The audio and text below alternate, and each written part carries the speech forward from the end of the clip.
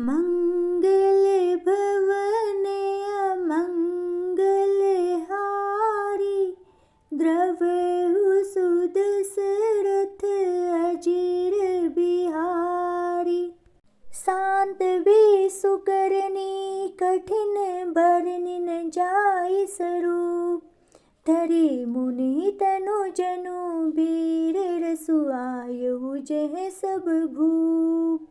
सियावर रामचंद्र की जय, पवन सुत हनुमान की जय, हर हर महादेव की जय। अर्थात शांत वेश है परंतु करनी बहुत कठोर है। स्वरूप का वर्णन नहीं किया जा सकता। मानो वीर रस का मुनि शरीर धारण करके जहाँ सब राजा लोग हैं वहां आ गया हो। देखत भृगुपति बेसु कराला, उठे सकल भय विकल भुआला। पितु समेत कही कही निज नामा, लगे करन सब दंड प्रणामा। अर्थात परशुराम जी का भयानक वेश देखकर सब राजा भय से व्याकुल होकर उठ खड़े हुए और पिता सहित अपना नाम कह कह कर सब दंडवत प्रणाम करने लगे। जेहि सुभाय चित वही हितु जाने, सो जाने जनु आई खुटानी। जनक बहोरी आई सिरुनावा, सिए बोलाई प्रणाम करावा।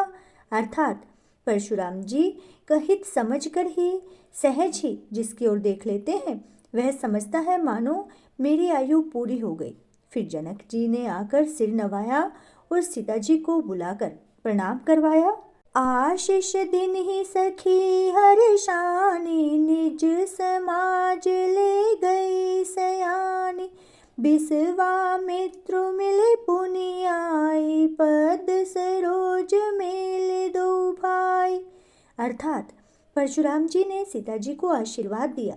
सखियां हर्षित हुई और वहां अब अधिक ठहरना ठीक न समझकर वे सयानी सखियां उनको अपनी मंडली में ले गई। फिर विश्वामित्र जी आकर मिले और उन्होंने दोनों भाइयों को उनके चरण कमलों पर गिराया। राम लखनु दशरथ के ढोटा, दिन्हि आशीष देखी भल जोटा। राम ही चितई रहे थकी लोचन, रूप अपार मार मद मोचन। अर्थात विश्वामित्र जी ने कहा, ये राम और लक्ष्मण राजा दशरथ के पुत्र हैं। उनके सुंदर जोड़ी देखकर परशुराम जी ने आशीर्वाद दिया। कामदेव के भी मद को छुड़ाने वाले श्री रामचंद्र जी के अपार रूप को देखकर उनके नेत्र थकित हो रहे हैं। बहुरी बिलो की विदेह सन, कहू कहाति भीर। पूछत जानी अजान जिमि, व्यापे को शरीर। सियावर रामचंद्र की जय, पवन सुत हनुमान की जय, हरे हरे महादेव की जय। अर्थात फिर सब देख कर जानते हुए भी अनजान की तरह जनक जी से पूछते हैं कि कहो यह बड़ी भारी भीड़ कैसी है। उनके शरीर में क्रोध छा गया है। समाचार कही जनक सुनाए, जेहि कारण महीप सब आए। सुनत बचन फिरि अनत निहारे, देखे चाप खंड मही डारे। अर्थात जिस कारण सब राजा आए थे, राजा जनक ने वे सब समाचार कह सुनाए। जनक के वचन सुनकर परशुराम जी ने फिरकर दूसरी ओर देखा तो धनुष के टुकड़े पृथ्वी पर पड़े हुए दिखाई दिए।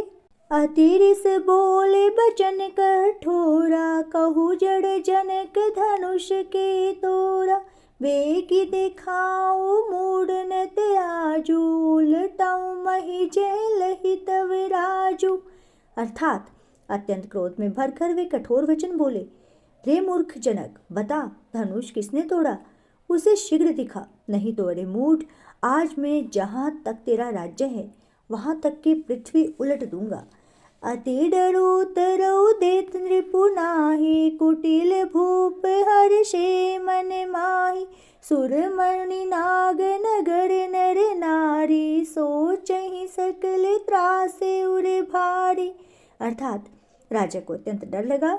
जिसके कारण वे उत्तर नहीं देते। यह देखकर कुटिल राजा मन में बड़े प्रसन्न हुए।